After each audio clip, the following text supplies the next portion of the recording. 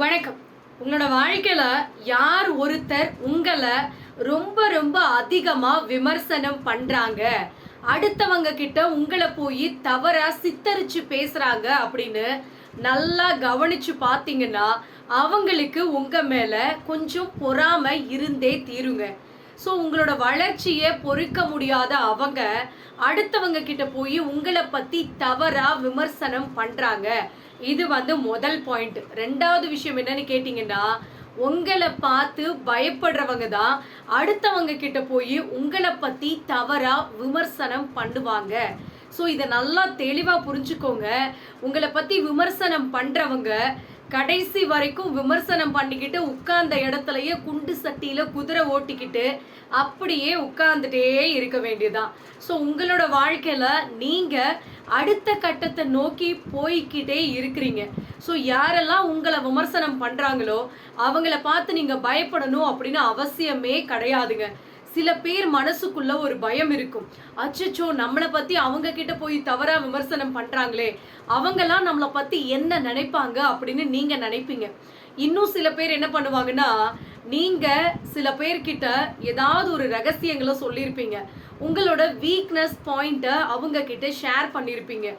அதை என்ன பண்ணுவாங்கன்னா, அதை கொண்டு போய் அடுத்தவங்க கிட்ட சொல்லி அதுல சந்தோஷம் காண்ற சில அல்பமான மனுஷவங்க இருக்கத்தான் செய்கிறாங்க.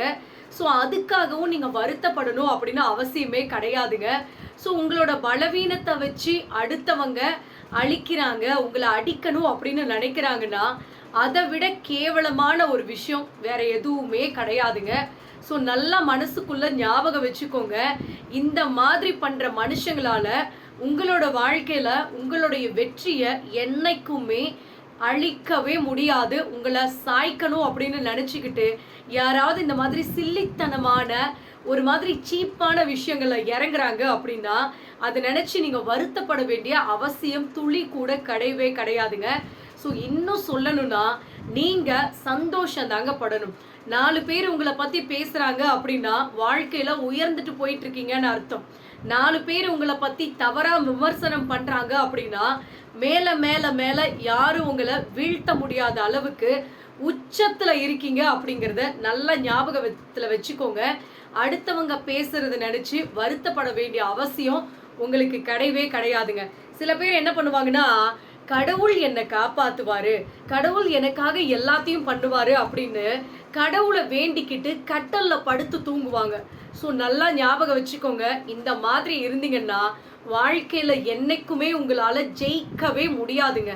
ஸோ நல்லா ஞாபகம் வச்சுக்கோங்க, நீங்க உழைச்சா மட்டும்தான் உங்க வாழ்க்கையில ஜெயிக்க முடியும். அதை விட்டுட்டு நீங்க கடவுளை மட்டும் வேண்டிக்கிட்டு உட்கார்ந்துருந்தீங்க அப்படின்னா வாழ்க்கையில கடுமையான துன்பம் தான் வரும். காசும் வராது, கல்வியும் வராது, வேலையும் வராது, ஒண்ணுமே வராதுங்க. ஸோ நல்லா புரிஞ்சுக்கோங்க, வாழ்க்கையில உழைக்காம நம்ம பலன் எதிர்பார்க்கறது முட்டாள்தனம். நல்லா ஞாபகம் வச்சுக்கோங்க, கடமையை செய் பலனை எதிர்பார்க்காதே அப்படின்னு சொல்லுவாங்க பாத்தீங்களா. ஆனா உங்களோட வாழ்க்கையில கடமையை செஞ்சுட்டு பலனை எதிர்பாருங்க. அதை விட்டுட்டு கடவுள் பார்த்துக்குவாரு, காலம் பதில் சொல்லும், எனக்கு அதிர்ஷ்டம் இருக்கு, இன்னும் 1 வருஷத்துல எனக்கு குரு உச்சத்துல இருக்குன்னு சொல்றாங்க, அதனால நேரம் வரும்போது எல்லாம் தன்னால நடக்கும் அப்படின்னு உட்கார்ந்துருந்தோம் அப்படின்னா ஒண்ணுமே நடக்காது. நல்லா ஞாபகம் வச்சுக்கோங்க, நாம உழைச்சா மட்டும்தான் நமக்கு சோறு, நாம வேலைக்கு போனா மட்டும்தான் 4 பேர் நம்மளை மதிப்பாங்க. ஸோ நல்லா ஞாபகம் வச்சுக்கோங்க, 4 பேருக்கு முன்னால நீங்க கௌரவமா வாழணும், கெத்தா நடக்கணும் அப்படின்னா நீங்க உங்களுக்காக உழைக்கலனாலும் சரிங்க, உங்க குடும்பத்துக்காகவும் 4 பேர் உங்களை மதிக்கணும் அப்படிங்கிறதுக்காகவாது வாழ்க்கையில ஜெயிக்கணும், உழைக்கணும், சம்பாதிக்கணும்னு நினைங்க. கண்டிப்பா நீங்களும் எல்லார விட டாப்ல வருவீங்க. அது யாராலையும் மாற்றவே முடியாதுங்க. என்னைக்குமே உங்க வாழ்க்கையில பிரிவை மட்டும் பழக்கப்படுத்தி கொள்ளாதீங்க. ஸோ சில பேர் இருக்காங்க, சின்னதாக ஒரு சண்டை வந்துச்சுன்னு வச்சுக்கோங்களேன், அந்த சண்டையை எலாபரேட் பண்ணி அதை பெருசுப்படுத்தி 4 நாள் பேசாமல் இருப்பாங்க. ஸோ யார் ஃபஸ்ட்டு பேசுகிறாங்க அப்படின்னு அவங்களுக்குள்ளே போட்டி இருக்கும். யாருக்கு உண்மையான அன்பு இருக்கோ அவங்க பேசட்டும் அப்படின்னு அப்படியே வெயிட் பண்ணி அவங்களுக்குள்ள இருக்கிற அந்த பிரிவு இருக்கு பாத்தீங்களா, அது இன்னும் பெருசாதான் மாறுமே தவிர அந்த பிரிவு என்னைக்குமே சேர்றதுக்கு வழி வகுக்காது. ஸோ தயவு செஞ்சு சொல்றேன், பிரிவை மட்டும் பழக்கப்படுத்தி பழக்கப்படுத்திக்காதீங்க. எந்த ஒரு விஷயத்தையும் நீங்க பழக்கப்படுத்திட்டீங்கன்னு வச்சுக்கோங்களேன், அது ரொம்ப ரொம்ப சாதாரணமான ஒரு விஷயமா போயிடும். அவ்வளோதானே பார்த்துக்கலாம். இவங்க கிட்ட இப்ப பேசி என்ன ஆக போகுது அப்படின்னு நீங்களே உங்களுக்குள்ள நெனச்சுக்குவீங்க. அவன் வந்து பேசட்டுமே, இல்ல அவ வந்து பேசட்டுமே அப்படின்னு அந்த ஈகோ இருக்கு பார்த்தீங்களா? அது வாழ்க்கையில உங்கள சேர விடாத பண்ணிடும். ஸோ தயவு செஞ்சு புரிஞ்சுக்கோங்க. அந்த பிரிவு இருக்கு பார்த்தீங்களா? அத நீங்களே இன்னும் கொஞ்சம் பெருசுபடுத்தி, உங்களுக்குள்ள நீங்க சேர முடியாத அளவுக்கு விரிசல உண்டு பண்ணிடாதீங்க. ஸோ புரிஞ்சுக்கோங்க. உங்கள மாதிரி ஒரு நல்ல கேரக்டர் கிடைக்கிறது பெரிய விஷயம். அதே மாதிரி உங்களுக்கு புடிச்ச சில பேர் உங்க கூட நல்லா தான் பேசிட்டு இருந்திருப்பாங்க. திடீர்னு ஏதோ ஒரு காரணத்துக்காக உங்க கூட சண்டை போடுறாங்க அப்படின்னா, புரிஞ்சுக்கோங்க.